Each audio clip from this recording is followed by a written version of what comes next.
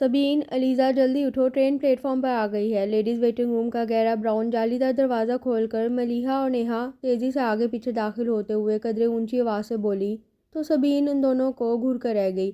आहिस्ता बोलो बदतमीज़ो, ये तुम्हारा घर नहीं है जहाँ तुम गले फाड़ फाड़ कर चलाती फिर रही हो।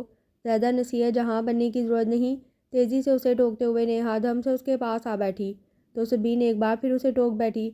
आराम से यार, आराम से ही बैठी हूँ डियर। अलग बात है कि तुम आजकल कुछ ज़्यादा ही तमीज़दार खातून बनती जा रही हो। बाय द वे, तुम आजकल किस राइटर को पढ़ रही हो? शरारत से पास खड़ी मलीहा को टेका देते हुए उसने दरियाफ्त किया तो वो दोनों के लबों पर मचलती शरीर मुस्कुराहट को नज़रअंदाज करते हुए नहायत संजीदगी से बोली, ZY खातून। ओ, जब ही मैं कहूँ कि आजकल मोहतरमा पर मशरकी दोशीज़ा बनने का जुनून क्यों सवार हुआ है। गुफ्तगू आहिस्तगी से और पटर पटर करके की जा रही है। कहके की जगह धीमी मुस्कुराहट ने ले ली है। चाल भी मतवाजन हुई है और तो और दर्जी से सारे कपड़े के चूड़ीदार पजामे और कुर्ते बनवा लाई हैं ये हुसन आरा बेगम। लो, खींच कर अदा करते हुए नेहा ने सबीन की गुज़श्ता मशकूक हरकतों का माहिराना तज्जिया किया तो मलिया एक नज़र सामने लगी घड़ी पर डालते हुए तेज़ी से पास पड़ा सामान उठाने लगी। यार, इस मशरकी हसीना पर तफसीली तबसरा तुम फिर कभी कर लेना। फ़िलहाल तो ये सामान उठाओ और बाहर निकलने की करो। ऐसा ना हो कि हम चारों यहाँ खड़ी की खड़ी रह जाएं और ट्रेन चल पड़े। हम तीनों का तो पता नहीं, लेकिन अगर आंसा अलीज़ा खातून के मराकबे का यही आलम रहा तो वो ज़रूर यहीं धरी की धरी रह जाएंगी। अरे, इस बुलबुल जैसी शक्ल बनाए बगैर मरे नुक्ते पर नज़र जमाए गहरी सोचों में गुम बैठी अलीज़ा की जानिब नेहा ने मुस्कुराते हुए इशारा किया तो वो दोनों बेख्तियार एक गहरी सांस लेकर रह गईं, जबकि नेहा अगले ही पल उन्हें आंग मारते हुए दबे कदमों से उसके पीछे जा खड़ी हुई। अलीज़ा की जानिब झुकते हुए उसने कदरे ज़ोर से चीखते हुए अपने ही ध्यान में गुम बैठी अलीज़ा को डरा दिया। यू इडियट, कुछ तमीज़ है कि नहीं? अपने पीछे हंसी से बेहाल होती नेहा पर वो बेख्तियार चलाई तो सबीन तेज़ी से आगे बढ़ी। यार, कुछ तो खुदा का खौफ करो, तुम लोगों ने तो पंजाबी फिल्मों की हीरोइनों को मात दे दी है। ये तो शुक्र है कि वेटिंग रूम खाली है, वरना तुम लोगों ने तो सबके सामने अपनी जहालत के आला नमूने पेश करने शुरू कर दिए थे। लगता है तुम तीनों ने इस वेटिंग रूम में मरना है। मैं तो जा रही हूँ, आना है तो आओ वरना भाड़ में जाओ। इन सब पर लानत भेजते हुए मलीहा सामान उठाकर बिला आखिर कमरे से निकल गई तो नेहा उसकी तायद में सर हिलाते हुए बोली, हाँ यार, फटाफट चलो। अगर ट्रेन चल पड़ी ना तो हम तीनों को अंदर घसीटने के लिए दरवाजे में कोई हीरो भी नहीं आएगा। नहीं यार नेहा, तुम्हारे और मेरे लिए बेशक कोई हीरो आए ना आए, लेकिन हमारी अलीज़ा के लिए तो जल्द ही उसका हीरो आने वाला है। क्यों अलीज़ा, सही कहा ना?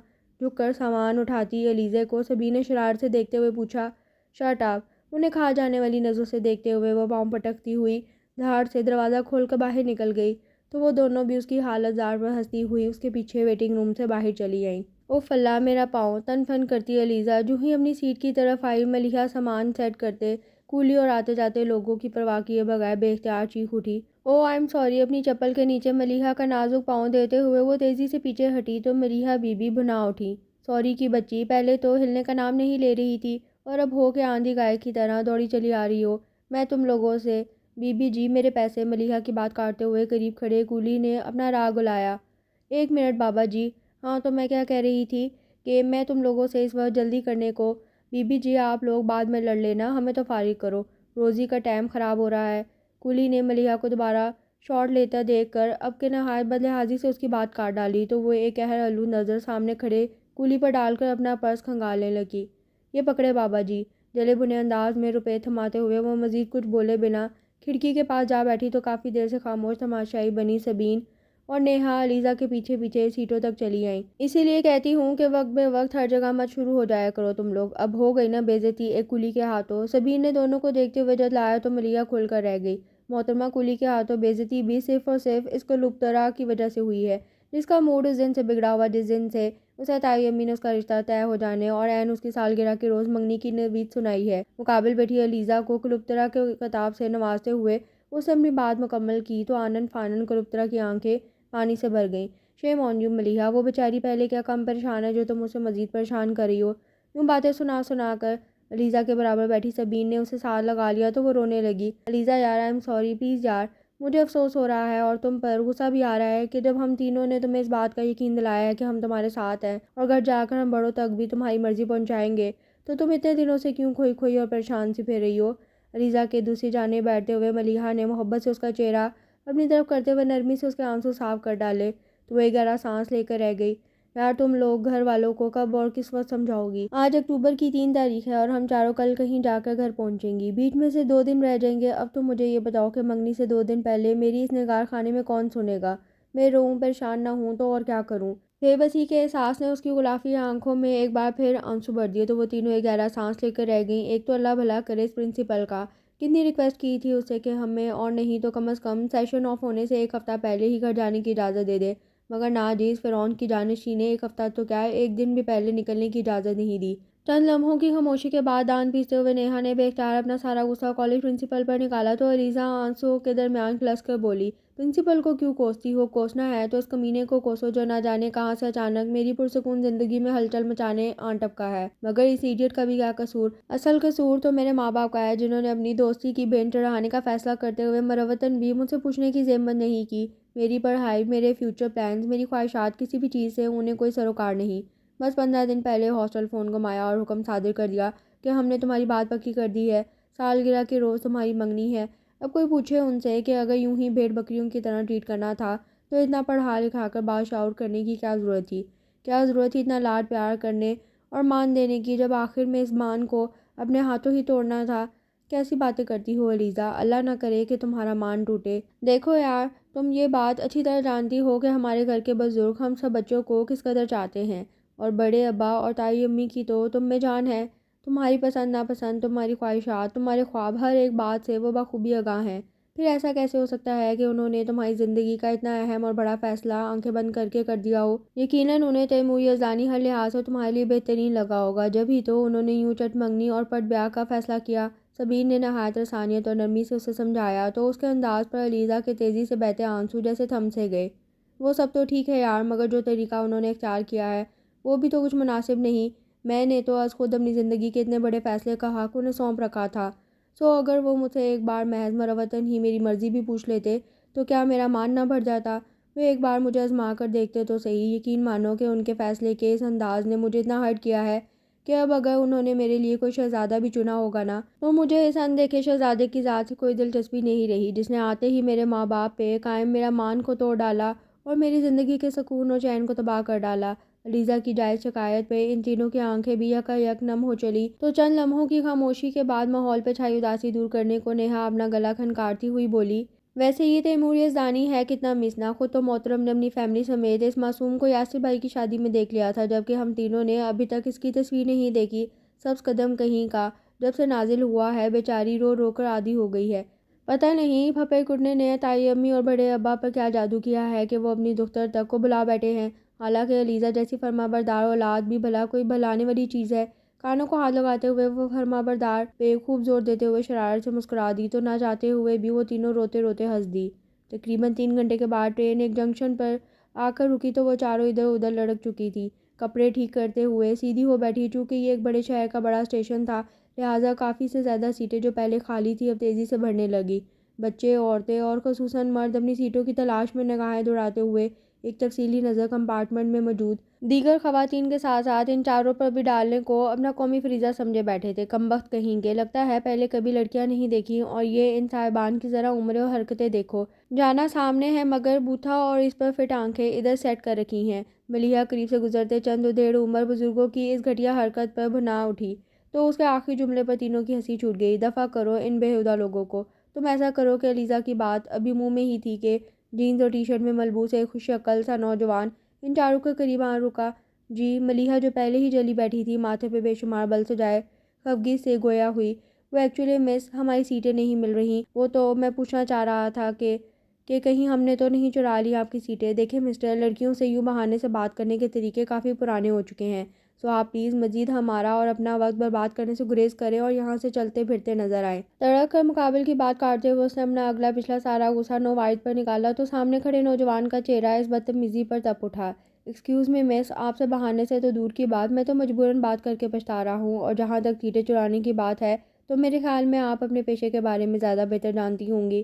طنزیہ لہجے میں حساب برابر کرتے ہوئے وہ ایک جھٹکے سے پلٹ گیا تو ملیحہ غصے سے، جبکہ علیزہ اور نیہا ہنسی سے سرخ پڑ گئی۔ سبین البتہ اس اجنبی کے ساتھ ملیحہ کی اس کھلی بدتمیزی پر کھول کر رہ گئی۔ تم بھی نا، ایکسکیوز می پلیز بات سنیں۔ دانت پیس کر ملیحہ کو گھورتے ہوئے سبین نے دور جاتے نوجوان کو تو آواز دی، تو تیزی سے آگے بڑھتے بلال احمد کے قدم اس سریلی پکار پر جیسے تھم سے گئے۔ جی، آپ نے مجھ سے کچھ کہا؟ پلٹ کر واپس آتے ہوئے اس نے اپنے مقابل کھڑی نازک سی شرمندہ حسینہ کو دیکھتے ہوئے سوال کیا۔ جی ہاں، وہ دراصل بات یہ ہے کہ ابھی چند لمحے بیشتر جو بدمزگی ہوئی ہے اس کے لیے ہم سب شرمندہ ہیں۔ آپ پلیز جو پوچھنا چاہ رہے تھے پوچھیے۔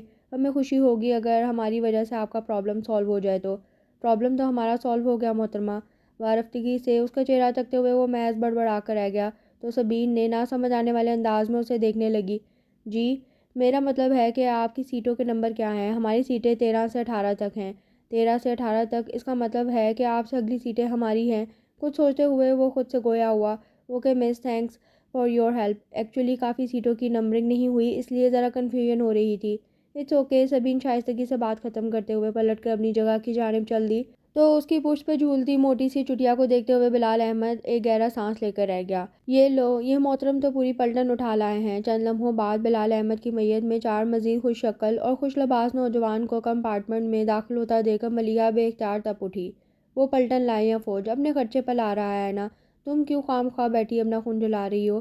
نیہا نے اسے ٹوکتے ہوئے کہا، تو وہ منہ بناتے ہوئے بولی، میں بیٹھی اس لیے اپنا خون جلا رہی ہوں کہ نہ اب ہم ریلیکس ہو کر بیٹھ سکیں گے اور نہ ہی لیٹ سکیں گے۔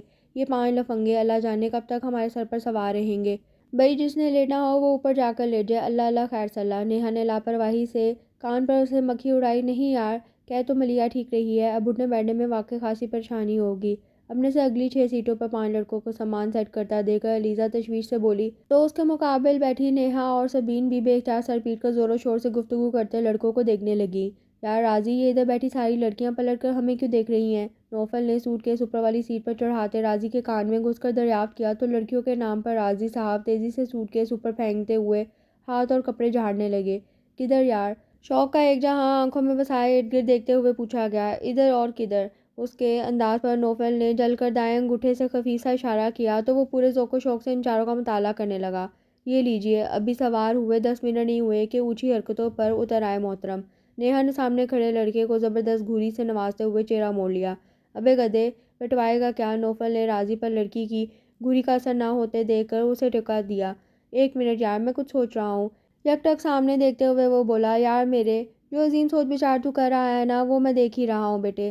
عزت اسی میں ہے کہ شرافت سے تو نظر نیچی کر لے۔ نہیں یار، آئی ایم سیریس۔ یہ جن 2 لڑکیوں کے چہرے ہماری طرف ہیں، ان میں سے یہ کھڑکی کے پاس بیٹھی لڑکی کہیں علیزہ بھابی تو نہیں؟ غور سے دیکھ۔ علیزہ کا چہرہ تکتے ہوئے وہ گویا ہوا، تو اس کی نشاندہی پر نوفل نے بھی پورے دھیان سے اس کی طرف دیکھنے لگا۔ ہاں یار، تصویر میں تو یہی تھی۔ تو نے ٹھیک پہچانا ہے، یہ تو واقعی علیزہ بھابی ہیں۔ ازحد مسرت سے راضی کی تصدیق کی گئی، تو وہ فخر سے اپنا کالر اونچا کرتے ہوئے بولا، اے نادان دوست، ہم نے کہا تھا کہ ہماری عقاب کسی نظر کبھی دھوکہ نہیں کھاتی۔ جی جی کیوں نہیں، مگر اس سے پہلے کہ آپ اس تیز ہوتی ٹرین کے ہاتھوں اپنی عقابی نظروں سمیت زمین بوس ہوں، میرے خیال میں ہمیں بیٹھ جانا چاہیے اور اس اہم خبر کی اطلاع انجان ہیرو سمیت اس کے دیگر 2 کزنوں تک بھی پہنچا دینی چاہیے۔ Yes you are right my friend. اگلے ہی پل دونوں علیزہ کی جانب پش کرتے ہوئے باقی تینوں کے ساتھ سر جوڑ کر بیٹھ گئے، تو سامنے بیٹھی علیزہ نے بے اختیار سکون کا سانس لیا۔ دوپہر کے 2 بجے تو سبین نے سیٹ پر اخبار بچھائے ہاٹ پاٹ سمیت ڈسپوزیبل چمچے، گلاس اور پلیٹیں نکال کر رکھتے ہوئے ان تینوں کو کھانے کے لیے متوجہ کیا۔ تم لوگ کھاؤ، مجھے بھوک نہیں۔ کھڑکی سے بھاگتے دوڑتے منظر پر نظر جمائے علیزہ بیزاری سے بولی، تو ملیحہ اسے گھورنے لگی۔ علیزہ عثمان، سیدھے طریقے سے اٹھ کر کھانا کھاؤ۔ صبح چلتے وقت بھی تم نے صرف 1 کپ چائے کا لیا تھا۔ کم آن یار، کب تک اس تیمور یزدانی کی جان کو روگی تمہارے یوں کھانا پینا چھوڑ دینے سے؟ بھلا اس نے کوئی رشتے سے انکار کر دینا ہے جو تم خود کو یوں سزا دے رہی ہو؟ بلکہ میرے نزدیک تو تمہیں آج کل خوب ڈٹ کر کھانا پینا چاہیے، تاکہ گھر پہنچ کر بآسانی سب سے 2 ہاتھ کر سکو۔ نیہا نے اپنے مخصوص انداز میں سمجھایا، تو دوسری طرف تیمور، جو کافی دیر سے علیزہ کو اپنی نظروں کے حصار میں لیے اپنے چاروں کزنز کی چھیڑ چھاڑ سے محفوظ ہو رہا تھا، اپنے ذکر خیر پر بری طرح چونک اٹھا۔ علیزہ اس رشتے سے ناخوش ہے، یہ بات تو اس کے وہم و گمان تک میں نہیں تھی۔ اگلے ہی پل اسے سمجھاتے ہوئے غور سے ذرا فاصلے پر بے دلی سے چاولوں پر چمچہ پھیرتی علیزہ کو دیکھا، تو اسے وہ کافی پریشان اور مرجھائی مرجھائی سی محسوس ہوئی۔ اب سے کچھ دیر پہلے جب نوفل اور راضی نے بلال اور سلمان سمیت اسے یہ اہم اطلاع دی تھی کہ ان سے اگلی نشستوں پر براجمان 4 لڑکیوں میں علیزہ بھی شامل ہے، تو وہ کتنی ہی دیر بے یقینی سے اس کا حسین چہرہ تکتا رہ گیا تھا، جس پر اس کے دوستوں نے اس کا خوب ہی ریکارڈ لگایا تھا کیونکہ یہ بے خودی اور خود فراموشی تیمور یزدانی کی ذات کا خاصہ ہرگز نہ تھی۔ وہ تیمور یزدانی جو ایک بہت بڑی ملٹی نیشنل فرم میں ایک اعلیٰ عہدے پر فائز تھا، جو اپنے بہترین اخلاق، غیر معمولی ذہانت اور شاندار مردانہ وجاہت کے باعث خاندان میں اور خاندان سے باہر یکساں مقبول تھا، مگر اس کی اچھی تربیت اور ذاتی شرافت اور نجاحت کا یہ عالم تھا کہ اس نے کبھی بھی اپنی ان خوبیوں کا ناجائز فائدہ نہیں اٹھایا تھا، جن کے باعث زندگی ہمیشہ اس کے لیے ایک پھول و بری حسین راہ گزر رہی تھی۔ حتیٰ کہ جب اس حسین راہ گزر پر اس کے ساتھ ساتھ چلنے کے لیے ایک شریک سفر کی تلاش شروع ہوئی، اس نے تب بھی نہایت فرمانبرداری کا ثبوت دیتے ہوئے اپنی زندگی کا ساتھی علیزہ عثمان کو بنانے کا فیصلہ کیا، جو کہ اس کے والد کے دیرینہ دوست عثمان ظفر کی بیٹی تھی۔ باوجود اس کے کہ عثمان ظفر اور محمود یزدانی کی دوستی بہت گہری رہی تھی، ان کی فیملیز کے درمیان ہمیشہ ایک فاصلہ رہا تھا، جس کی وجہ محمود صاحب کی آرمی کی نوکری تھی۔ ہر 2-2.5 سال بعد ہونے والی پوسٹنگ نے ان کی دوستی کو اگرچہ صرف فون تک محدود کر دیا تھا، پھر بھی اتنے فاصلوں کے باوجود دونوں دوستوں کے دل ہمیشہ ایک دوسرے کے انتہائی قریب رہے تھے، اور اب جب کہ وقت نے دونوں کو اپنی دوستی مزید مضبوط کرنے کا موقع دیا، تو انہوں نے ایک لمحے کا توقف کیے بنا یہ نیا رشتہ استوار کر ڈالا۔ گو کہ علیزہ عثمان خالصاً تیمور کے والدین کی پسند تھی، مگر ان کے اس فیصلے میں بہرحال اس کی رضا اور مرضی کو حتمی قرار دیا گیا تھا۔ جب ہی تو وہ اپنی زندگی میں اور آنے والی اس اچانک لیکن خوشگوار تبدیلی پر بے حد خوش اور مطمئن تھا، مگر اب جو کچھ اس کے علم میں آیا تھا وہ نہ صرف شاکنگ بلکہ کافی حد تک تکلیف دہ بھی تھا۔ اس کی ذات اور کسی پر نہیں بلکہ خود اس کی ہونے والی شریک حیات پر مسلط کی جا رہی تھی۔ یہ تو تیمور یزدانی کو کسی بھی صورت قبول نہ تھا۔ زندگی میں ہونے والی اس پہلی تذلیل نے گو کہ اس کے اندر ایک عجیب سی آگ دہکا دی تھی، مگر چونکہ وہ تو حمل مزاج تھا، سو جوش میں کوئی ایسا فیصلہ نہ کرنا چاہتا تھا جو مستقبل میں اس کے والدین یا خود اس کے لیے تکلیف اور ندامت کا باعث بنتا۔ کہیں وہ کسی اور میں ذہن میں امڑتی ڈھیروں سوچوں میں سے ایک نئی سوچ نے سر اٹھایا، تو اگلے ہی پل اس نے بے اختیار خود کو ٹوک ڈالا، مجھے کوئی حق نہیں پہنچتا کہ میں تصویر کا دوسرا رخ دیکھے بنا کسی کی ذات کے بارے میں فضول مفروضے قائم کروں۔ ذہن سے ہر قسم کے منفی خیالات کو جھٹکتے ہوئے وہ کتنی ہی دیر ٹھنڈے دل و دماغ کے ساتھ تمام حالات کو سوچے گیا، اور بالآخر اس فیصلے پہ پہنچا کہ علیزہ عثمان کی ذات اور اس کے اس رشتے سے انکار کے بارے میں کوئی بھی حتمی رائے قائم کرنے سے پہلے اسے ایک بار علیزہ کی سوچوں اور اس کے پوائنٹ آف ویو سے آشنائی ضرور حاصل کرنی چاہیے، اور اس کے لیے اسے جو کچھ بھی کرنا تھا وہ اس مختصر سے سفر میں ہی کرنا تھا۔ یار لگتا ہے بھابھی کو کسی نے تیری تصویر تک نہیں دکھائی، جب ہی تو انہوں نے تجھے پہچانا تک نہیں۔ سلمان نے چائے کی چسکی لیتے ہوئے علیزہ کی بے خبری کو مد نظر رکھتے ہوئے اندازہ لگا لیا۔ یار میرے خیال میں تو بھابھی سمیت ان کی تینوں کزن یا سہیلیاں جو بھی وہ ہیں، ان میں سے کسی نے بھی نہ تو تیری تصویر دیکھی ہے اور نہ ہی تیری لائیو ٹیلی کاسٹ دیکھی تھی اس تعظیم اور یادگار شادی پر۔ بلال نے شوخی سے یاسر کی شادی کا حوالہ دیا تو اس کی بات پر ایک زبردست قہقہ پڑا، جس کی گونج نے دوسری جانب بے دلی سے میگزین کے صفحے پلٹتی علیزہ کو ان پانچوں کی جانب متوجہ کر دیا۔ کھانے کے بعد چونکہ ملیحہ، سبین اور نیہا تینوں سو چکی تھیں، سو علیزہ خاصی بوریت اور کوفت کے عالم میں بھی میگزین دیکھ رہی تھی۔ اپنے دھیان میں کم وہ ارد گرد سے اتنی بے خبر تھی کہ جب اچانک 5 مردوں کے جناتی قسم کے کہکے گونجے تو وہ نہ صرف اپنی جگہ پر بھڑک اٹھی بلکہ بے اختیار ان سب کی جانب متوجہ بھی ہو گئی، جو اس کی موجودگی سے بے خبر زور و شور سے آپس میں گفتگو کرنے میں مصروف تھے۔ ویسے یار یہ سچویشن کچھ فلمی سی نہیں ہو گئی؟ حسین انجان معصوم سی ہیروئن، ضرورت سے زیادہ مکار اور چالاک ہیرو، اور اس کے 4 بے حد کھلنڈر سیدھے اور بے تحاشا ہینڈسم دوست۔ نوفل نے ہنسی روکتے ہوئے شرارت سے اپنے تعین انتہائی غیر جانبدارانہ تجزیہ کیا تو تیمور اس کے انداز پر کھل کر مسکرا دیا۔ نوفل یار تھینکس الاٹ، تو نے آج میری ایک دیرینہ خواہش پوری کر دی۔ میں نے؟ مگر کون سی؟ اپنی بات کے جواب میں تیمور کا انتہائی غیر متوقع رد عمل دیکھ کر اس نے حیرت سے دریافت کیا، میرے یار آج تو نے مجھے اپنے منہ میاں مٹھو کا نہ صرف مطلب سمجھا دیا ہے بلکہ اس مثال کا ایک جیتا جاگتا نمونہ بھی دکھا دیا ہے۔ And for it I am really thankful to you. Taimur نے احساس ممنونیت کے زیر اثر آگے جھکتے ہوئے اس کا ہاتھ تھام لیا تو باقی تینوں کا کہکہ ایک بار پھر گونج اٹھا، جبکہ نوفل نے خفت کے مارے اگلے ہی پل اس کا ہاتھ جھٹک ڈالا۔ گھٹیا انسان، اسے اپنے منہ میاں مٹھو نہیں بلکہ خود شناسی اور خود یہ جو تیری سیٹھی پھنسی ہے نا خود پرست انسان، یہ صرف اس لیے ہے کہ تو دھڑا دھڑ جھوٹ بول رہا ہے۔ نوفل ایک لمحے کو مناسب لفظ کی تلاش میں ٹھہرا تو تیمور نے اگلے ہی پل اس کی بات کاٹتے ہوئے اسے ایک دھپ رسید کر ڈالی، جبکہ دوسری طرف اتنے کرارے جواب پر علیزہ کے ہونٹ بھی بے اختیار مسکرا اٹھے۔ اچھا سینس آف ہیومر رکھنے والے خوش اخلاق قسم کے لوگ چونکہ ہمیشہ سے اسے پسند رہے تھے، سو مقابل کی حاضر جوابی اور شگفتہ مزاجی کو اس نے جی بھر کے انجوائے کیا تھا۔ ویسے یار میری مان تو دوسری پارٹی کی اس بے خبری سے فائدہ اٹھا، اپنے فیصلے کو جانچنے کا تجھے اس سے اچھا موقع پھر کبھی نہیں ملے گا۔ راضی جو کافی دیر سے خاموش بیٹھا ان سب کی باتیں سن رہا تھا، تیمور کو سنجیدگی سے مشورہ دیا تو اس کا اشارہ سمجھتے ہوئے وہ متانت سے مسکرا دیا، اگر تیرا اشارہ اس کے کریکٹر کی پرکھ کی طرف ہے تو میرے نزدیک مجھ سمیت کسی بھی مرد کو اس بات کا کوئی حق نہیں کہ وہ کسی بھی خاتون کے کردار کی مضبوطی کو پرکھ کر اس کی تذلیل کرے، اس کی عزت نفس کو چوٹ پہنچائے۔ دیکھ میرے یار، ایک مرد ہونے کے ناطے یہ تیرا حق بنتا ہے کہ میں جس خاتون کو چاہیں جانچوں پرکھوں اور کریکٹر سرٹیفکیٹ ایشو کرتا پھروں۔ نہیں یار، یہ سوچ بالکل غلط ہے۔ آخر ہم مردوں کو یہ حق کس نے دیا کہ ہم اپنے اختیارات اور اپنی پوزیشن کا ناجائز فائدہ اٹھائیں اور عورتوں کو جب دل چاہے اپنے اپنے طریقے سے بے عزت کرتے پھرے؟ شرم و حیا کے سارے احکامات اللہ تعالیٰ نے صرف خواتین ہی کے لیے نہیں اتارے ہیں، ہم مردوں کو بھی نظر نیچی رکھنے کا حکم دیا گیا ہے، جبکہ ادھر ہماری بیرا روی کا یہ عالم ہے کہ ہم محض اپنی مردانگی کے ذم میں نظر نیچی رکھنا تو دور کی بات عورتوں کو نہ صرف گھورتے ہیں بلکہ انہیں اپنی انجوائمنٹ اور تسکین کے لیے بیوقوف بھی بناتے ہیں، پھر ان کے جذبات کا جی بھر کے مذاق اڑانے کے بعد یہ کہہ کر انہیں ریجیکٹ کر دیتے ہیں کہ یہ لڑکی لوز کریکٹر کی مالک ہے۔ تیمور نے راضی کی بات کاٹتے ہوئے نہایت سنجیدگی سے اپنے ہی سن کے غلط سوچ اور غلط روش کا پوری سچائی اور غیر جانبداری سے تجزیہ کیا تو اس کے اس کھرے تبصرے پر ان چاروں کو گویا سام سونگ گیا۔ دوسری طرف علیزہ چند لمحے پہلے تک انتہائی شوخی اور شرارت سے ہنستے ہنسانے والے انسان کی شخصیت کا بردبار اور باوقار روپ دیکھ کر حیران رہ گئی۔ آج کے دور میں کسی نوجوان کی سوچ اتنی صاف ستھری اور سلجھی ہوئی بھی ہو سکتی ہے، اس بات کا اسے قطعاً اندازہ نہ تھا۔ اگلے ہی پل علیزہ نے بے اختیار جھکتے ہوئے سیٹوں کے درمیان میں سے اس شخص کا چہرہ دیکھنا چاہا جس کے پاکیزہ خیالات نے اس پر لمحوں میں سحر سا طاری کر دیا تھا۔ نہ جانے کیوں اس کا دل یکدم ہی اس خوبصورت آواز اور دل نشین لب و لہجے کی جانب کھنچنے لگا تھا۔ دل میں ابھرنے والی خواہش کے زیر اثر اس نے غیر محسوس انداز میں سر جھکاتے ہوئے مقابل کو دیکھنا چاہا تو اسے یہ دیکھ کر بے انتہا کوفت ہوئی اور مایوسی ہوئی کہ بولنے والے کی اس کی جانب پیٹھ تھی۔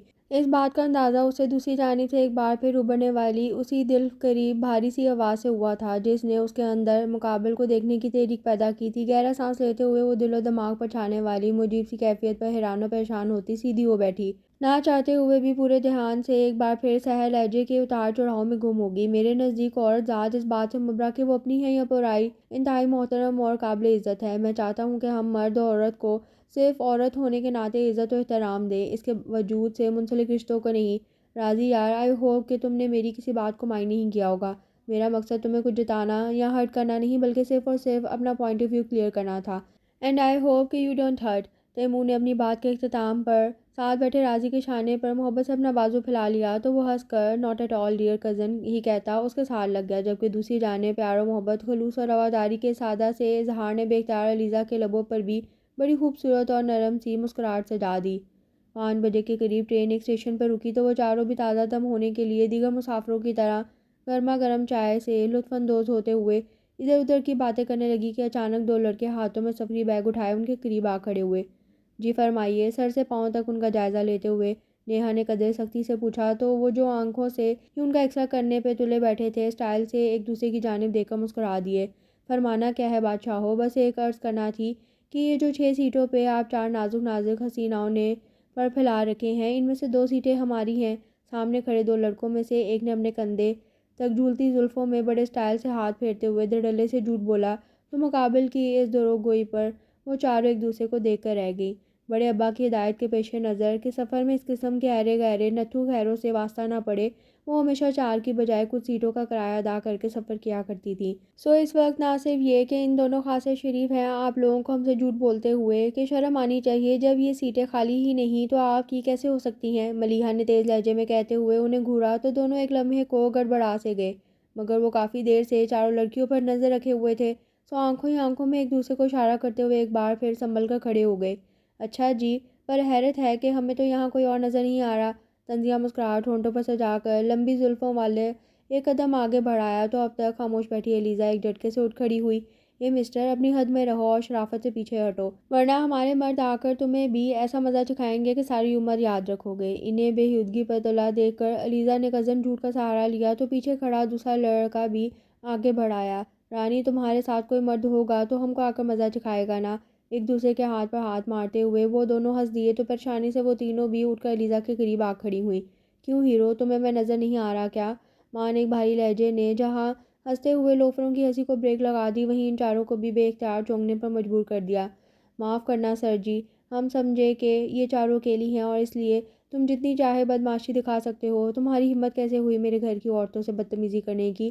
हकलाते हुए लड़के को कॉलर से पकड़कर अपनी जानिब घसीटते हुए तैमूर ने एक झटका दिया तो लंबी जुल्फों वाले के सारे कस पल आज खुद निकल गए।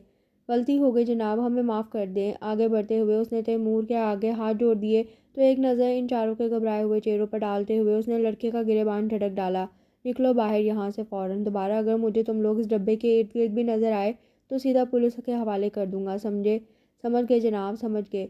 अपने अपने बैग संभालते वो दोनों तेज़ी से कंपार्टमेंट से बाहर निकल गए तो तैमूर एक नज़र बाहर निकलते लड़कों पर और दूसरी बुत बनी खड़ी चारों लड़कियों पर डालते हुए खामोशी से अपनी सीटों की जानिब चल दिया। एक्सक्यूज़ मी प्लीज़, बात सुने। मलिहा ने खामोशी से अपने मददगार को आगे बढ़ते देखकर बेख्तियार आवाज़ दे डाली। जी। पलट कर उनकी जानिब आते हुए वो नरमी से बोला, आपका बहुत बहुत शुक्रिया, आपने हमारी मदद की। अगर आप आकर इन बदतमीज़ों को टैकल ना करते तो ना जाने वो हमारे साथ कितना मिसबिहेव कर जाते। मलिहा दिल की गहराइयों से उसकी मशकूर हुई। प्लीज़ आप शुक्रिया अदा करके मुझे शर्मिंदा मत करें। हम सब सफ़र कर रहे हैं, सो हमारा फ़र्ज़ बनता है कि अगर किसी को कोई मुश्किल पेश आए तो उसकी मदद करके उसकी तकलीफ़ को दूर करें। लिहाजा इस बात को भूल जाएं और दोबारा अगर आपको किसी भी किस्म की मदद दरकार हो तो आप बिला झिझक मेरे पास आ सकती हैं। रसानियों से बोलते हुए गहरी नज़र लीज़ा पर डालते हुए वापस पलट गया तो वो उस अनजान सहर को देख कर रह गई जिसकी आवाज़ ने लम्हों में उसकी शनाख्त करवा डाली थी। वो अनजान सा सहर जिसने महज चंद ही घंटों में उसकी हस्ती को ज़ेरो ज़ेर करते हुए नहायत खामोशी से उसके दिल की सरजमीन को फ़तह कर डाला था। रात के 12 बज रहे थे और ट्रेन नहायत तेज़ रफ्तारी से अपनी मंजिल की जानिब गामज़न थी। तकरीबन सभी मुसाफिर सोए हुए थे और जो नहीं सो रहे थे वो भी आंखें बंद किए कम अज़ कम लेटे हुए ज़रूर थे। दिन के बरक्स इस वक्त इर्द गिर्द सवाए रेल की चकाचक के दूसरी कोई आवाज़ न थी। फिर भी तैमूर की आंखों में नींद का शोयबा तक न था, जिसकी वजह शायद उसके जहन में गर्दिश करने वाले हज़ार ख़यालात। काफ़ी देर आंखों पर बाजू रखे वो खामोशी से लेटा रहा, मगर जब किसी भी सूरत नींद न आई तो वो बेदारी से उठ बैठा और हसरत से इन चारों की जानिब देखने लगा जो बड़े आराम से ख्वाब खरगोश के मज़े लूट रहे थे। दिल ही दिल में उनकी नींद को जो इस शोर में भी कायम थी सराहते हुए वो कंपार्टमेंट के दरवाजे की तरफ जाने की नीयत से उठ खड़ा हुआ, मगर जो ही आगे बढ़ा उसकी नज़र एक साइड पर कई सिंगल सीटों में से एक सीट पर बैठी एलिज़ा पर पड़ी जो अपने ध्यान में गुम खिड़की से बाहर फैले गुप अंधेरे में न जाने क्या तलाश कर रही थी कि उसे अपनी आंखों से बहने वाले आंसुओं का भी एहसास तक न हुआ था। उसे यूं अपने आप में गुम आंसू बहाते देखकर बेख्तियार तैमूर के बढ़ते कदम थम से गए और वह ना चाहते हुए भी उसके मुकाबले खाली सीट पर खामोशी से बैठ गया। अगर आप बुरा ना माने तो क्या मैं आपसे रात के इस पहर यूं खामोशी से रोने की वजह पूछ सकता हूँ? सोचों में बसा नरम सा सहर लहजा यकायक एलिज़ा के गिर्द गूंज उठा तो वो बुरी तरह चौंक गई। आप यहाँ जहन के दरीचे पे छाए चेहरे को अचानक सामने पाकर वो एक लम्हे को बुखला उठी, ऐसे जैसे कि उसकी चोरी पकड़ी गई हो। क्यों, क्या मैं यहाँ नहीं बैठ सकता? वैसे मेरी यहाँ मौजूदगी आपके लिए बाइसे हैरत है या बाइसे नागवारी? धीमी सी मुस्कुराहट होंठों पर सजाते हुए उसने नहायत होशियारी से अलीज़ा को बोलने पर उकसाया तो एक पल के लिए उसकी समझ में नहीं आया कि वो उसे क्या जवाब दे।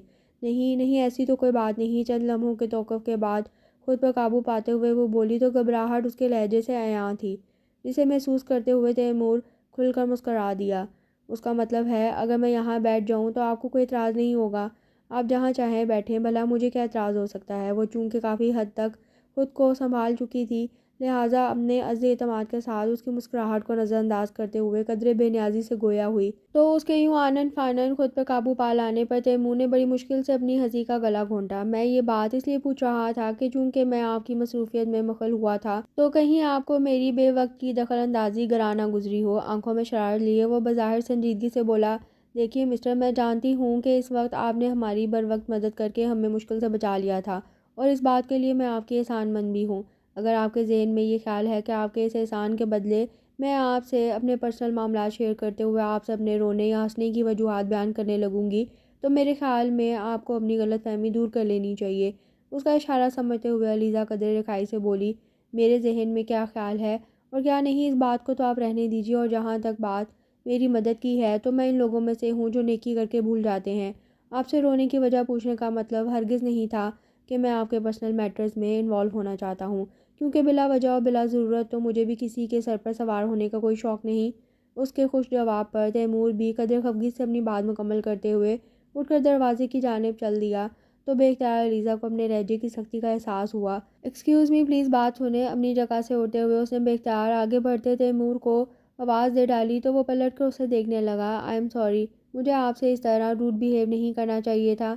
नज़र झुकाते हुए وہ شرمندگی سے گویا ہوئی تو تیمور ایک نظر اس کے شرمندہ چہرے پر ڈال کر اٹس اوکے کہتا ہوا ایک بار پھر آگے بڑھنے لگا۔ بات سنیں، آپ یہاں بیٹھنا چاہیں تو بیٹھ سکتے ہیں، مجھے کوئی اعتراض نہیں۔ اسے آگے بڑھتا دیکھ کر وہ ایک بار پھر پکار اٹھی تو تیمور کے لبوں پر نہ چاہتے ہوئے بھی ہلکی سی مسکراہٹ آن ٹھہری۔ آر یو شور کہ آپ مائنڈ نہیں کریں گی؟ علیزہ کی جانب پلٹتے ہوئے اس نے دوبارہ تصدیق چاہی تو اپنی سیٹ پر بیٹھتے ہوئے وہ کھنسا کر اپنی صفائی میں بولی، پلیز میں نے کہا نا کہ آئی ایم سوری، ایکچولی اس طرح غصے میں آ جانا میری عادت نہیں ہے، مگر آج کل نہ جانے کیوں مجھے غصہ آنے لگا ہے۔ ویسے طبیعت میں یوں یکایک تلخی آ جانا اس بات کی علامت ہے کہ آپ کے ارد گرد کوئی نہ کوئی کام آپ کی مرضی کے خلاف ہو رہا ہے اور آپ کے نہ چاہتے ہوئے بھی اسے برداشت کرنے پر مجبور ہیں۔ اس کی بات کاٹتے ہوئے تیمور نے نہایت رسان سے اپنا تجزیہ پیش کیا تو اس کی اس گہری بات پر علیزہ اسے دیکھ کر رہ گئی۔ شاید آپ صحیح کہہ رہے ہیں۔ گہرا سانس لیتے ہوئے وہ چند لمحوں کی خاموشی کے بعد سنجیدگی سے بولی، شاید نہیں، یقیناً میں صحیح کہہ رہا ہوں۔ اس کے تاثرات کا بغور جائزہ لیتے ہوئے تیمور نے اپنی بات پر زور دیا تو وہ جیسے ہار مانتے ہوئے بولی، چلے مان لیا کہ آپ صحیح کہہ رہے ہیں، مگر پھر ایسے حالات میں جب کہ انسان اپنی بے بسی کی انتہاؤں پر ہو اور اسے بے بس کرنے والے بھی اس کے بہت اپنے ہوں، تو پھر ایسے میں اس شخص کو آپ کے خیال میں کیا کرنا چاہیے؟ اپنی بات کے اختتام پر وہ امید سے اس کا چہرہ تکنے لگی تو تیمور اس کے چہرے پر چھائے آس کے رنگوں کو دیکھتے ہوئے متانت سے بولا، سب سے پہلی بات تو یہ کہ میرے نزدیک ہمارے بہت اپنے بھی کسی معاملے میں ہمارا کم از کم برا نہیں چاہیں گے۔ سب سے پہلے تو ہمیں اپنی آنکھوں پر سے ان بہت اپنوں کے لیے بدگمانی کی پٹی اتارنی چاہیے اور ایک بار بالکل غیر جانبداری سے ان کے نظریے سے بھی سارے معاملے کو دیکھنا چاہیے، کیونکہ عین ممکن ہے کہ اس عمل سے اور نہیں تو ہم پر یہ بات واضح ہو جائے کہ کیا ہم واقعی اپنی جگہ پر درست ہیں یا نہیں۔ وہ الجھی نظروں سے اسے دیکھ رہی تھی۔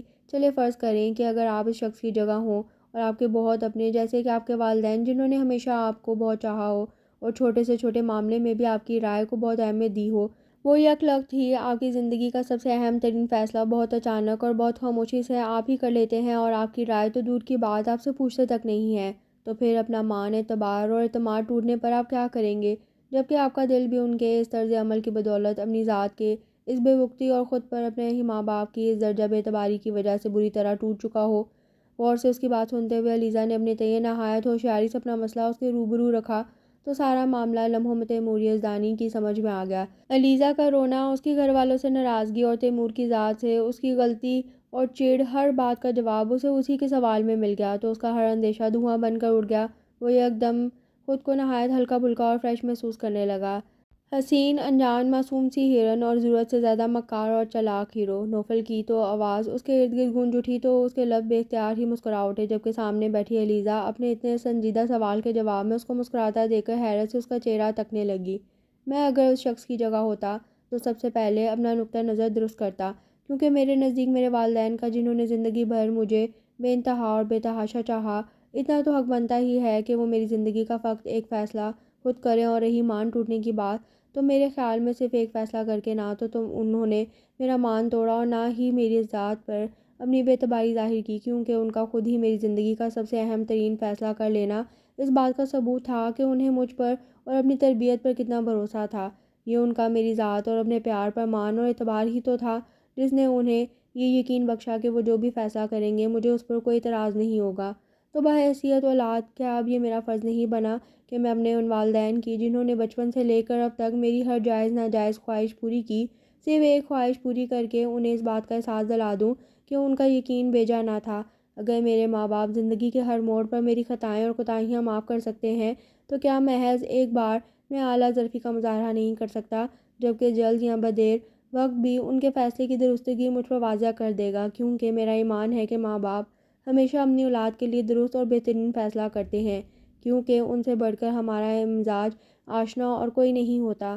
اپنی مسکراہٹ پر قابو پاتے ہوئے تیمور نہایت نرمی سے علیزہ کے دل میں پڑی شکووں اور شکایات کی تمام گرہیں یکے بعد دیگر کھولتا چلا گیا تو اپنے موجودہ رویے کی بدصورتی پر علیزہ کی آنکھیں یک لخت نمکین پانی سے بھر گئیں، جسے اس سے چھپانے کی خاطر وہ بے اختیار اپنی نظر جھکا گئی۔ آپ واقعی نہایت سلجھی ہوئی سوچ رکھنے والے ایک بہترین انسان اور بے مثال بیٹے ہیں۔ دونوں کے درمیان چھائی خاموشی کو محسوس کرتے ہوئے اس نے خود پر قابو پاتے ہوئے کہا تو تیمور اس کی نم آنکھوں سے اپنی کامیابی کا اندازہ کرتے ہوئے کھل کر مسکرا دیا۔ یہ ویسے کامنٹ ہے یا کمپلیمنٹ؟ اس نے ہنستے ہوئے شرارت سے پوچھا تو علیزہ بے اختیار مسکرا دی۔ آپ کو کیا لگتا ہے؟ آپ کی مسکراہٹ سے تو کمپلیمنٹ ہی لگتا ہے۔ چلے اگر ایسی بات ہے تو پھر آپ کی خوش فہمی کو قائم رہنے دیتے ہیں۔ چلتے ہوئے وہ بھی قدرے شرارت سے بولی تو تیمور اس کے اس حسین روپ کو وارفتگی سے تکتے ہوئے اٹھ کھڑا ہوا۔ آپ کی مسکراہٹ سے تو کمپلیمنٹ ہی آتا۔ رات کافی ہو گئی ہے، میرے خیال میں اب تھوڑی دیر سو جانا چاہیے۔ اس کی سوالیہ نظروں کے جواب میں وہ آسان سا ہوتا ہوا آگے بڑھنے لگا تو وہ بے اختیار تیزی سے اٹھ کھڑی ہوئی۔ آپ اپنا نام تو بتا جائیں۔ نام کو چھوڑیں، اس میں کیا رکھا ہے؟ اگر زندگی رہی اور اللہ کو منظور ہوا تو پھر کسی موڑ پر کبھی ملاقات ضرور ہوگی، اور تب تک کے لیے اللہ حافظ۔ اللہ حافظ۔ یکا یک آنکھوں میں در آنے والے آنسوں نے اس کے لحظہ بہ لحظہ دور ہوتے ساحر وجود کو دھندلا کر ڈالا تو وہ اپنے گھٹنوں پر چہرہ جھکاتے ہوئے آنکھوں کی نمی چھپا گئی۔ اب تمہیں کیا بتائیں؟ ہم کیسے تمہیں دکھائیں؟ آنکھ پہ کیا گزر گیا؟ علیزہ یار اٹھو، یہاں اس سنگل سیٹ پر کیوں بے آرام ہو رہی ہو؟ چل کر اپنی جگہ پر لیٹو۔ سبین کے ہلانے پر اس نے کسمسا کر آنکھیں کھولی تو وہ اس کی سوئی ہوئی سرخ آنکھوں کو تشویش سے دیکھنے لگی۔ تمہاری طبیعت تو ٹھیک ہے؟ ہاں ٹھیک ہے، تھکے تھکے انداز میں جواب دیتے ہوئے وہ اٹھ کھڑی ہوئی تو نظر نہ چاہتے ہوئے بھی دائیں جانب اٹھ گئی، جہاں خالی سیٹوں نے اگلے ہی پل بے اختیار چونکنے پر مجبور کر دیا۔ سیٹیں خالی کیوں ہیں؟ یک دم ہی ہر مصلحت جیسے پس پش چلی گئی تھی، اور یاد رہی تو صرف لمحہ بہ لمحہ وجود پہ چھاتی ویرانی، جبکہ دوسری جانب سبین اس اچانک اور غیر متوقع سوال پر حیرت سے اس کا چہرہ تکنے لگی، جس پر اچانک ہی زردیاں کھلنے لگی تھی۔ ابھی آدھا گھنٹہ پہلے جو اسٹیشن آیا تھا وہ لوگ وہاں اتر گئے۔ ویسے خیر تو ہے، تم کیوں اتنی پریشان لگ رہی ہو؟ Everything is all right, اسے مطلع کرتے ہوئے سبین نے آخر میں اپنی حیرت کو الفاظ دے ڈالے تو وہ پھٹی پھٹی آنکھوں سے اس کا چہرہ دیکھنے لگی۔ بے یقینی اور وحشت علیزہ کے پورے وجود سے اس طرح ظاہر تھی کہ سبین بری طرح گھبرا اٹھی اور اگلے ہی پل اسے بے اختیار جھنجھوڑتے ہوئے بولی، علیزہ ہوش میں آؤ، کیا ہو گیا ہے تمہیں؟ کچھ نہیں ہوا مجھے، تم پلیز پریشان مت ہو، میں بس تھوڑی دیر لیٹنا چاہتی ہوں۔ آر یو شور؟ پریشانی سے اس کا بغور جائزہ لیتے ہوئے سبین نے تصدیق چاہی تو وہ اس بات میں سر ہلاتے ہوئے نرمی سے اس کی گرفت سے اپنا بازو چھڑاتے ہوئے بے جان ہوتے وجود کو بمشکل گھسیٹتی اپنی جگہ پر جا کر ٹھہر سی گئی۔ میرے درد کی تجھے کیا خبر؟ تو میرے سفر کا شریک ہے، نہیں ہم سفر، میرے چارہ گر، میرے چارہ گر۔ میرے درد کی تجھے کیا خبر؟ تو میرے سفر کا شریک ہے، میرے چارہ گر، میرے چارہ گر، میرے ہاتھ سے تیرے ہاتھ تک۔ ایک طویل تھکا دینے والے سفر کے اختتام پر وہ چاروں سفید در و دیوار اور ہری ہری بیلوں میں لپٹے اس خوبصورت گھر کے آگے کھڑی تھیں، جس کی ایک ہی جھلک اس کے اندر تک سکون اور سرشاری بھر دیتی تھی، جسے دیکھ کر وہ ہمیشہ اپنے سفر کی ساری تھکن اور کوفت بھول جاتی تھی۔ مگر آج اس گھر پر نظر پڑتے ہی اس کی تھکن جیسے سوار ہو گئی تھی۔ اپنے کمرے میں پہنچنے تک وہ باقاعدہ ہامنے لگی تھی، یوں جیسے یہ سفر وہ پیدل طے کر کے آئی ہو اور وہ بھی برہنہ، اور اس سفر کی تھکن اب تاعمر تمہاری روح پر سوار رہنی ہے۔ گہرا سانس لیتے ہوئے اس نے آنکھوں میں آئی نمی کو اپنی پوروں پر اتارتے ہوئے آہستگی سے پلکیں موندیں۔ شام میں جب وہ سو کر اٹھی تو ایک نئی خبر اس کی منتظر تھی۔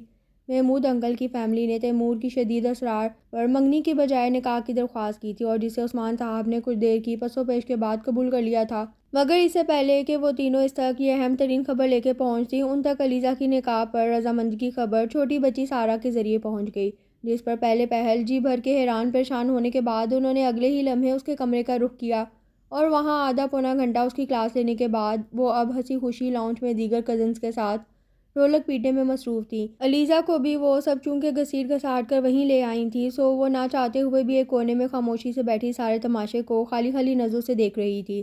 اسے خود پر شدید حیرت تھی کہ کیسے اس کے لیے ایک اجنبی چند ہی گھنٹوں میں اتنا اہم ہو گیا کہ وہ اس کی ہر بات بلا چون چرا مان گئی، حتیٰ کہ اپنی مرضی، اپنے خواب اور اپنی خواہشات سے بھی اتنی خاموشی سے دستبردار ہو گئی کہ اگر کوئی تیسرا یہ ساری حقیقت جان لیتا تو اسے پاگل کا خطاب دیتا، جو بنا کسی غرض اور چاہ کے ایک سراف کے پیچھے اپنا آپ دان کرنے چلی تھی۔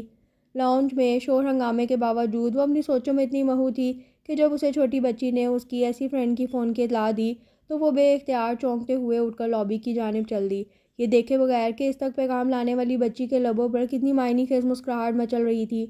ہیلو، اپنے دھیان میں ریسیور کان سے لگاتے ہوئے وہ تھکے سے لہجے میں گویا ہوئی، السلام علیکم۔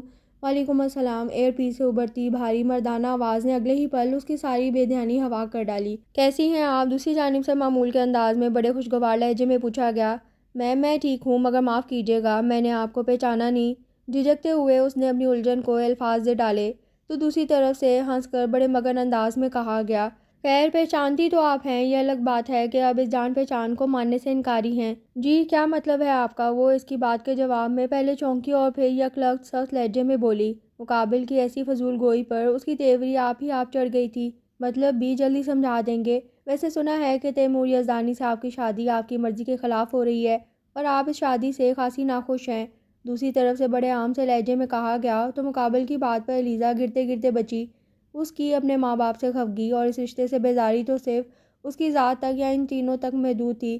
پھر یہ شخص کون ہیں آپ اور ایسی فضول باتیں کیوں کر رہے ہیں؟ بے اختیار ٹیلی فون سٹینڈ کا سہارا لیتے ہوئے اس نے قدرے ہمت سے کام لیا تو اس کی گھبراہٹ پہ دوسری طرف بھاری کہکا گونج اٹھا۔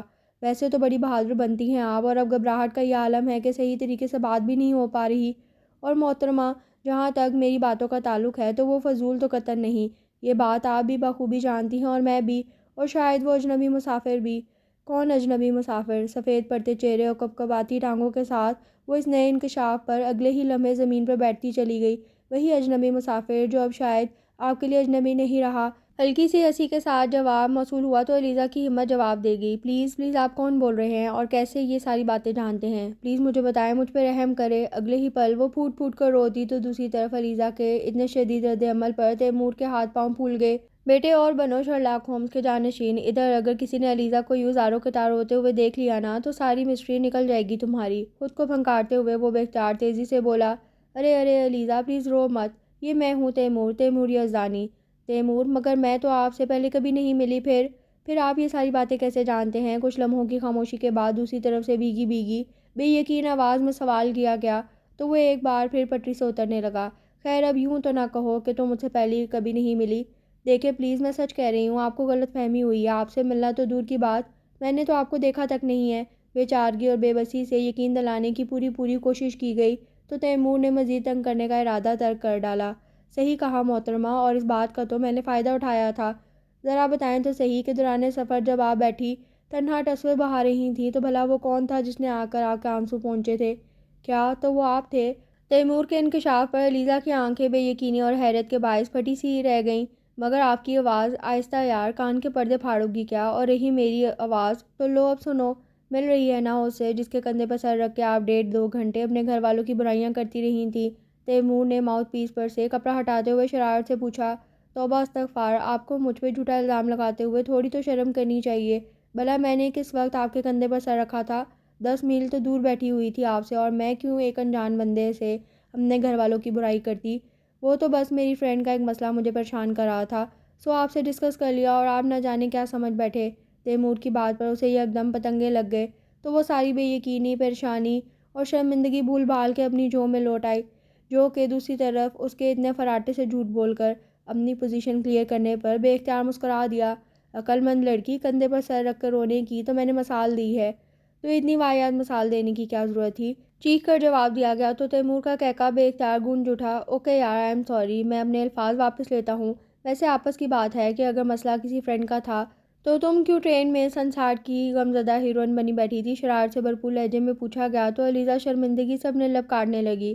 اسے اس وقت خود پر شدید غصہ اور افسوس ہو رہا تھا کہ کتنی کم ظرفی کا مظاہرہ کرتے ہوئے وہ بنا سوچے سمجھے نہ صرف اپنے پیارے ماں باپ کی محبت پر شک کر بیٹھی تھی بلکہ ان کی پسند سے بھی بنا دیکھے بنا پرکھے ناراض ہو بیٹھی تھی۔ کتنا سچ کہا تھا تیمور نے، بھلا والدین سے بھی بڑھ کر اپنے بچوں کا کوئی مزاج آشنا ہوا کرتا ہے۔ الیزا عثمان صاحبہ، آپ جاگ رہی ہیں یا فون پکڑے پکڑے ہی سو گئی ہیں؟ تیمور کی آواز نے اسے چونکا دیا تو وہ بے اختیار ایک گہرا سانس لے کر رہ گئی۔ جب آپ میری بے وقوفی اور نادانی کی ساری داستان خود میری ہی زبانی سن چکے ہیں تو پھر اب پوچھ کر کیوں شرمندہ کر رہے ہیں؟ دھیمے لہجے میں گھلی پشیمانی نے الیزا کی کیفیت لمحوں میں اس پر عیاں کر دی تو تیمور اپنی جگہ پر شرمندہ ہو گیا۔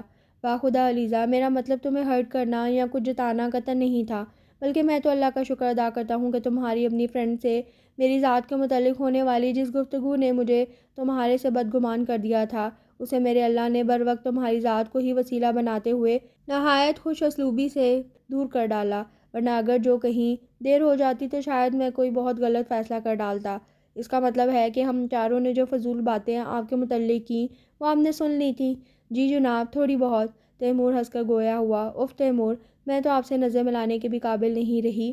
شدید شرمندگی کا احساس اسے مارے جا رہا تھا۔ کوئی بات نہیں جناب، کیونکہ ایسی چھوٹی موٹی باتیں زندگی میں چلتی رہتی ہیں، یہاں بس اس بات کا خیال رکھنا چاہیے کہ ان چھوٹی چھوٹی باتوں کو انا کا مسئلہ بنا کر زندگی کو تلخ اور مشکل نہیں بنانا چاہیے۔ میرے نزدیک اعتبار اور اعتماد ہر رشتے کا پہلا اور بنیادی اصول ہے، سو مجھ سے وعدہ کرو کہ زندگی میں اپنا ہر مسئلہ مجھ سے یوں ہی شیئر کرتی رہو گی جیسے کہ اس رات انجانے میں کیا تھا، اور اس بات کو بھی نہیں بھولو گی کہ ہمارے درمیان اللہ نے دوسرا کوئی بھی رشتہ استوار کرنے سے پہلے دوستی کا رشتہ استوار کیا تھا۔ تیمور نے نہایت رسان اور پیار سے اس کو مان اور عزت بخشی تو وہ اتنی محبت پر بے اختیار رو پڑی۔ ارے بھائی اب کیوں یہ آنسو بہائے جا رہے ہیں؟ چڑ کر وہ قدرے بے بسی سے بولا تو اس کے انداز پر ایلیزا روتے روتے ہنس دی۔ آپ سا برا انسان جو ہمیشہ کے لیے گلے پڑنے لگا ہے اس لیے۔ چلو اچھی بات ہے، پھر اب اپنی بہت لمبی سی چوٹی والی سہیلی کو بھی کہو کہ رونے کی تیاری پکڑ لے۔ کسے سبین کو؟ مگر کیوں؟ بے تحاشا لمبے اور گھنے بال ان سب میں سے چونکہ سے سبین کے ہی تھے تو ایلیزا لمحے میں اس کا اشارہ سمجھ گئی، کیونکہ ہم بہت جلد اسے بھی برے لوگوں کے درمیان لانے والے ہیں۔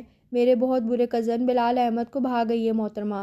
ہنس کر اطلاع دی گئی تو ایلیزا اس خوشخبری پر اچھل پڑی۔ کیا واقعی؟ بالکل سچ۔ اوکے یار، اب چونکہ ہر کنفیوژن دور ہو گئی ہے سو میں فون رکھتا ہوں، ویسے بھی گھنٹہ ہونے کو ہے۔ اگر کانوں کی لمبائی کا یہی عالم رہا نا میری ہونے والی مسز تو رخصتی تک تو سمجھے کہ آپ کے شوہر کا دیوالیہ ہو جائے گا۔ شرارت سے بھرپور لہجے میں اس نے جلد ہی آنے والے وقت کا حوالہ دیا تو ایلیزا شرم سے گلابی پڑتے چہرے کے ساتھ دھیمے سے لہجے میں اللہ حافظ کہتے ہوئے فون رکھ کر تیزی سے اپنے کمرے کی جانب چل دی، جہاں اسے اپنے رب کے حضور سجدہ شکر ادا کرنا تھا جس نے بنا جھولی پھیلائے اور بنا کچھ مانگے یوں اس کے دامن کو اپنی رحمت کے خزانوں سے بھر ڈالا تھا کہ اب کوئی اور آرزو، کوئی اور تمنا ہی نہ رہی تھی۔